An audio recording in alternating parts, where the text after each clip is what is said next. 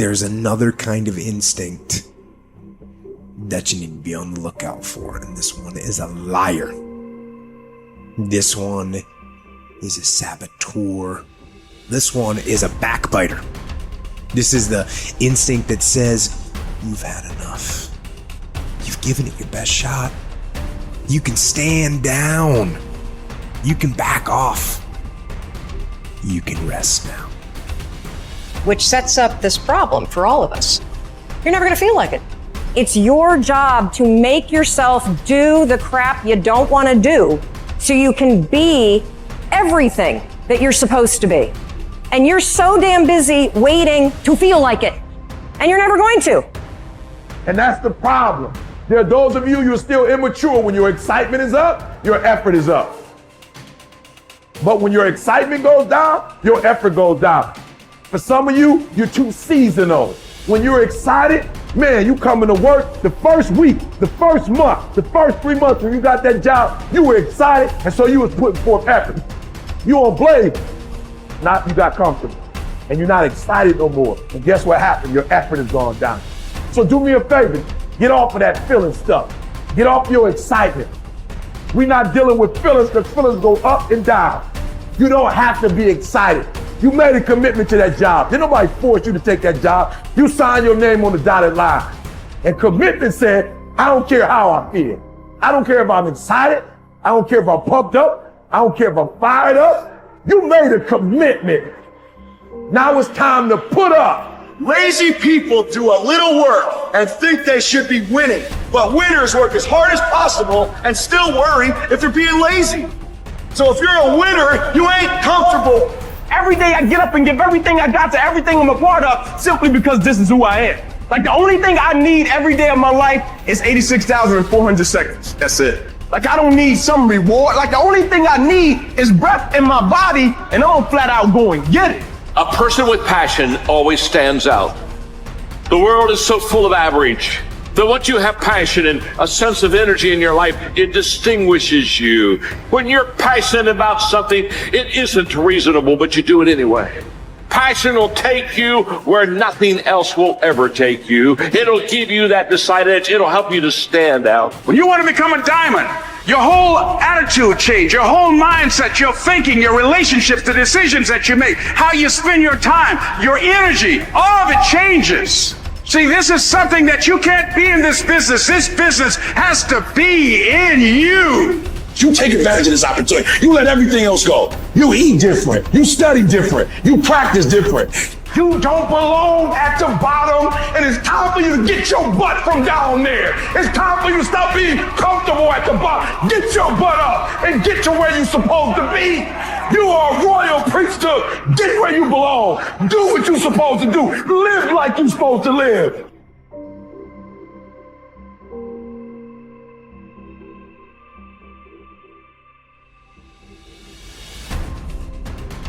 Get better every day. Socrates didn't know much. There wasn't much he held for certain. But he was sure, he said, that we cannot remain as we are. It doesn't matter who you are. It doesn't matter what you've done. Nobody is as good as they could be. Nobody is perfect. Everybody can improve. There are few self-fulfilling prophecies more important or more dangerous than this. If you think you have room to grow, you do, and you will. If you think you're as good as you can be, you're right. You won't get any better. It has been said that Tom Brady, the greatest quarterback in history, the youngest and the oldest to win a Super Bowl, isn't obsessed with winning. That's not what he focuses on. He's obsessed with improving the accuracy of his touchdown passes in the fourth quarter. He's obsessed with getting a little bit faster at releasing the football. He's not willing to stay the same, even though that same is very consistently the best in the league. The process of getting better, that's his drug. That's the dragon he chases. That's how he is able to defy aging and all expectations. The Japanese word for this is kaizen, continual improvement. Always finding something to work on, to make a little progress on. Never being satisfied, always looking to grow. Revolution, transformation, That's what amateurs chase. The pros are after evolution. If the first step is just showing up, committing to doing something each day, then the next step is finding something to focus on getting better at each day. And in this, where cumulative improvement meets compounding returns, we can harness one of the most powerful forces on earth. Think about it. Most people don't even show up. Of the people who do, most don't really push themselves. So to show up and be disciplined about daily improvement. You are the rarest of the rare, and if improvement sounds difficult, how about just making fewer mistakes? This is what Gehrig's manager said about him. The secret to Gehrig's incredible trajectory as an athlete wasn't just his commitment. It was that he never made the same mistake twice. The guy who began his career blowing at least one play per inning improved to one mistake per game, to one per week, to one per month. To err is human. But to err is each day is to become closer to the divine. We not only hold ourselves to a standard, but we ratchet the standard up as we go. Just as with weight training, what we're lifting should be steadily increasing with each subsequent workout. Our unwillingness to be satisfied with our performance, to be done with our progress, is what keeps us from plateauing. It drives us forward. Is it a little discouraging that we never seem to arrive? That our standards rise just out of reach of our abilities? Absolutely not. We move the goalpost so the game doesn't get boring, and more important, so it never ends. Ultimately, this brings us more pleasure and more satisfaction. We reach heights we'd never have been able to see otherwise. Do you want to be rotting or ripening? Are you getting better? Because if you're not, then you're probably getting worse. Anyone, whether they're a professional athlete or a house cleaner, can get better at their job. You can get better at being a person, a citizen, a son or a daughter. You can get better at how you think, how you focus, what you think about. Just as one person delights in improving his farm and another his horse, Epictetus would say, riffing as it happens on Socrates, so I delight in attending to my improvement day by day. He said this as a man who clawed his way out of slavery. He said this from exile. He said this as one of the wisest men in the ancient world. And still, he was focused on how he could get better every day, in every way. One can imagine that for Epictetus, this discipline would have been extremely helpful in those dark times, because it gave him something to focus on, something only he controlled, not his master, not society, not his station in life. But this discipline is also helpful in the good times too, preventing one from getting too cocky or complacent. It doesn't matter what the scoreboard says, or the bank balance, or the sales figures, or the headlines. You know whether you're getting better or worse, whether you're making progress day to day. And if you are, wonderful. If you know there is room for improvement, also wonderful. Either way, your marching orders are the same. Come what may, success or failure, fame or misfortune. A focus on progress lets us look ourselves in the mirror with pride and ignore all the commotion in the background. It's the journey of a lifetime. In fact, that's the way to think about all of this. How much progress could you make if you made just a little each day over the course of an entire life? What might this journey look like? Where might it lead if each bit of progress you made presented both the opportunity and the obligation to make a little more progress, and you seized those opportunities, you lived up to those obligations each and every time? Will you choose to take this journey? Will you continue on, even when you've reached further than you ever thought you could go? Or will you stop there? Are you going to keep practicing? Or have you decided that this is good enough? That you're good enough? Will you remain as you are? Or become what you're capable of? Because once you stop getting better, there's only one direction to go. Do the best you can. The Emperor says in Marguerite Yourcenar's beautiful novel Memoirs of Hadrian, do it over again.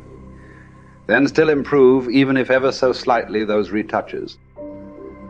It's a beautiful irony. You're never content with your progress, and yet you're always content. Because you're making progress. What does it mean to live an infinite life? Clearly, our lives are finite. We're born, we die, we come, we go. But life is infinite. The game of life will continue with us or without us. Which means every single one of us has a choice. We don't get to choose the nature of the game. Life is infinite. We don't even get to choose if we want to play in the game or not. Once you're born, you're in it. We get one choice. Do you want to play with a finite mindset, or do you want to play with an infinite mindset? To play with a finite mindset means waking up every day and say, I'm going to be the best, I'm going to be better than everybody else, I'm going to accumulate more power, more responsibility, more money, whatever it is, whatever your metric is, I'm going to get more than anybody else. Me. And when you die, you take none of it with you. Or we can choose to live our lives with an infinite mindset, which means I'm going to leave this world, this school, in better shape than I found it. It means I'm going to devote my life to see that those around me rise. And we know that we're living with an infinite mindset because our obsession is seeing that we have an impact on the lives of the people around us. We've all had teachers, and some of you are those teachers, where 20 or 30 years from now, I can go to one of your students and say, you're a remarkable human being, you've accomplished so much in your life. How did you become the person you are today? And they will tell me your name. We all remember the teacher who believed in us. We all remember the teacher who had our backs. We all remember the teacher who saw something in us that nobody else saw. We've forgotten all the others, but we remember those couple. And that's what it means to live with an infinite mindset. It means we divert ourselves to that mindset for everyone in our lives. That other teachers will say that about us. Other principals will say that about us. Other students will say that about us. Our friends will say that about us. I am who I am today because of you, and I will commit to live the same life that you taught me how to live. And you will literally live on beyond your own lifestyle, your own lifetime.